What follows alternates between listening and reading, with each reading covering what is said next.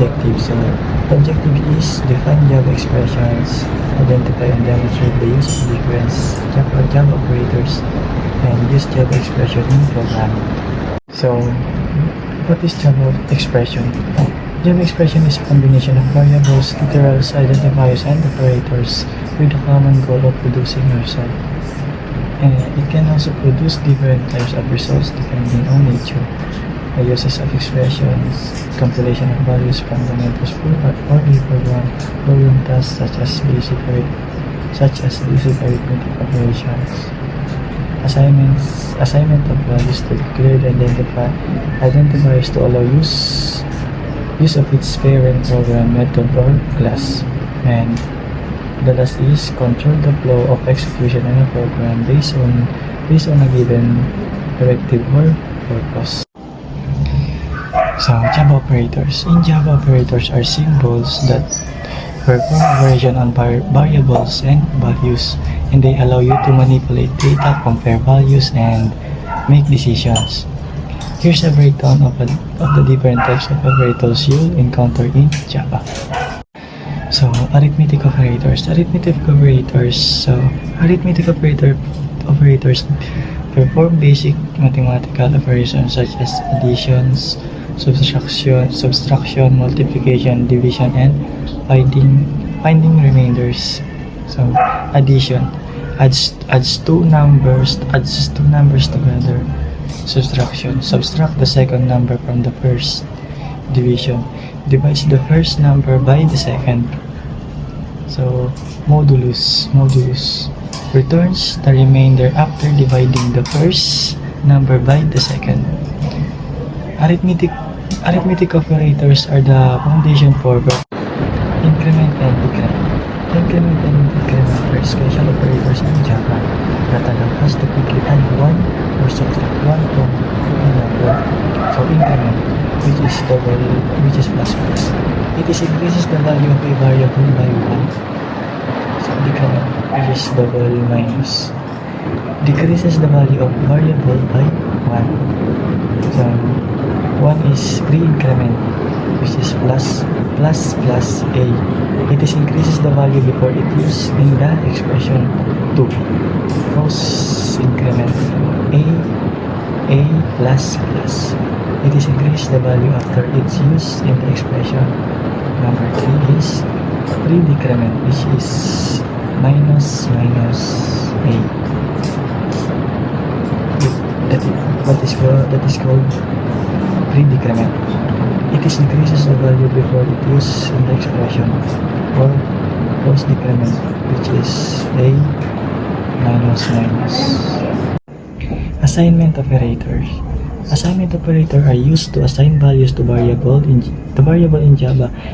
The most common assignment operators is the equal sign, which is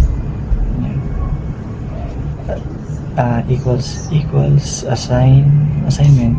This operator is used to set a variable to a specific value. Number 2, compound assignment operators. Java also provides compound assignment operator to simplify operations. So plus and add and assign, which is plus and equal. Adds the right value to the variable and assign the result to the variable. Subtract and assign, which is minus and equal. Subtract the right value from the variable and assign the result to variable. Multiply and assign, which is yung asterisk and equal. Multiplies the variable by the right value and assign the result to variable. And divide and assign, which is yung slash and equal. Divides the variable by the right value and assign the result to variable. Yan. Modulus and assign, which is yung percent. Find the remainder when the variable is divided by the right value and assigns the result to the variable. So why are assignment operators useful?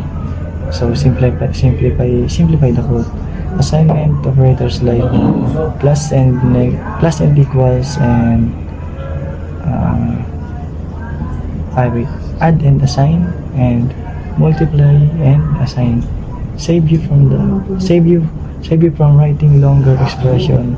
For example, a assign a plus 1 becomes a plus plus. So nangyari is nag-increment. Efficient. Relational operators. Relational operators used to compare two values. They help determine if a condition is true or false, which is essential for making decisions in your code. Common relational operators. Equal to. Checks if two values are equal. Not equal. Checks if two values are not equal. Greater than. Checks if the left value is greater than the right value. Less than. Check if the value is less than the right value. Greater than or equal. Checks if the left value is greater than or equal to the right value. Less than or equal. Checks if the left value is less than or equal to the right value. Why are relational operators are useful? Relational operators are useful for making comparisons, controlling program flow in structures like if statement and loops, implementing conditional logic to enable decision making, performing range checks, and enhancing comparison in algorithms. So let's proceed to the operator's precedence. What is operator precedence? Operator precedence determine the order in which operators are used to evaluated in an expression. This ensures that certain operations are performed before others based on their priority. First, higher precedence operators.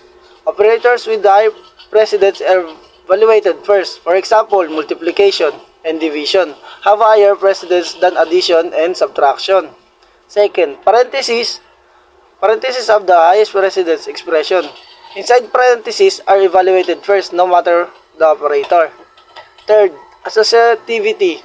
Some operators are evaluated from left to right, while others are evaluated from. Why is operator so important? Operator precedence is important because it ensures operations are performed in the correct order, prevents logical errors by avoiding incorrect results, any complex expressions, clarify intended structure of expressions through proper use of parentheses, and improves code readability by making logic more predictable and easier to understand. Like, for example, 8 plus 36 divided by 6 times 3 minus 4 is equal to 22. Example number 2. Like I said earlier, no matter what, expressions inside parentheses are evaluated first. So, 17 minus 6 divided 2 plus 4